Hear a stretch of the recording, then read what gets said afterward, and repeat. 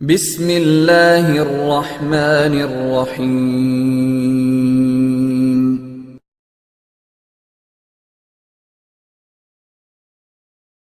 সালামু আলাইকুম রহমতুল্লাহ।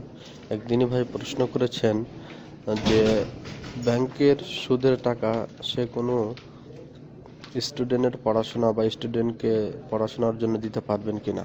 সম্মানিত দিনী ভাই, এই যে সুদের টাকার বিষয়ে আলেম ওলামাগণ এই ব্যাপারে ঐকমত যে সুদের টাকা নেকির উদ্দেশ্য ছাড়া, আপনি নেকির উদ্দেশ্য ছাড়া যে কোনো সামাজিক উন্নয়নমূলক কাজে অথবা গরিব মিসকিনকে দিতে পারেন, তবে আপনার নিয়ত থাকবে যে এটার মাধ্যমে আমি কোনো নেকি নিব না বা নেকির উদ্দেশ্য ছাড়াই আপনাকে দিয়ে দিতে হবে।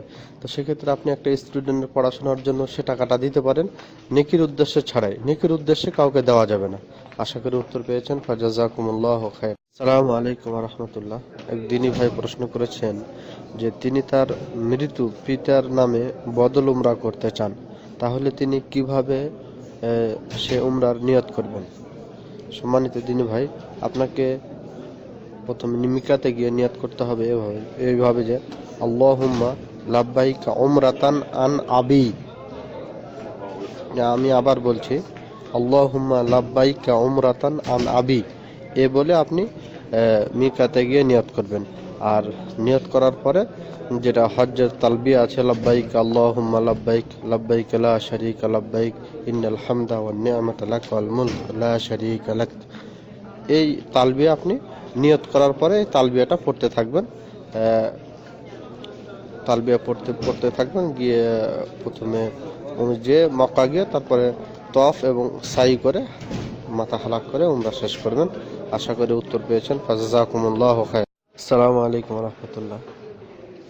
সম্মানিত ভাই, আমি বলেছিলাম যে একটা প্রশ্নের জবাবে বলেছিলাম যে সালাতের মধ্যে শয়তান ওয়াসওয়াসা দিলে আউযু বিল্লাহি মিনাশ শাইতানির রাজিম বলে বাম দিকে তিনবার যে থুথু মারা বলতে আপনারা হয়তো অনেকেই বিষয়টা স্পষ্ট না যে সেটা কতটুক বা কিভাবে মারতে হবে। জাস্ট একটু ইশারা, আমরা যে বাস্তবে যে থুথা ফেলি, মুখে থুতু জমা হলে যেটা ফেলি, এই ফেলা না। আর আপনার থুতু ফেলা মানে জাস্ট এটা একটা ইশারা, যেমন এই শব্দ করে যেটা ফেলা হয়, মানে যেটা এক জাস্ট ইশারা। এটা থুতু ফেলা বলতে আপনি কি বাম দিকে থুতু ফেলবেন, মেঝেতে থুতু ফেলবেন, অন্য মুসাল্লির গায়ে লাগবে, সেটা না। বিষয়টা জাস্ট একটা ইশারা মাত্র। আপনি মনে হয় বিষয়টা আমরা যেভাবে বাস্তবতার সাথে থুথা ফেলি, বিষয়টা এমনটি না। জাস্ট এটা একটা আপনার ইশারা মাধ্যমে আমরা সামান্য, যেটা অন্য মুসাল্লিও বুঝতে পারবে না, তারপরে অন্য মশালি কোনো সমস্যা হবে না, কেউ মাইন্ড করবে না। বিষয়টা এরকম। আমরা বাস্তবে যে থুথা ফেলি, বিষয়টা এমনটা না। হয়তো জিনিসটা আপনি ক্লিয়ার না তো। আচ্ছা, ঠিক আছে, বিষয়টা হয়তো বোঝার চেষ্টা করেন।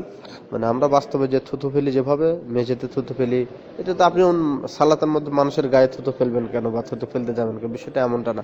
হালকা জাস্ট একটা ইশারার মাধ্যমে, যেটা হালকা ভাবে যেটা আপনি বুঝবেন, অন্য কেউ বুঝবে না।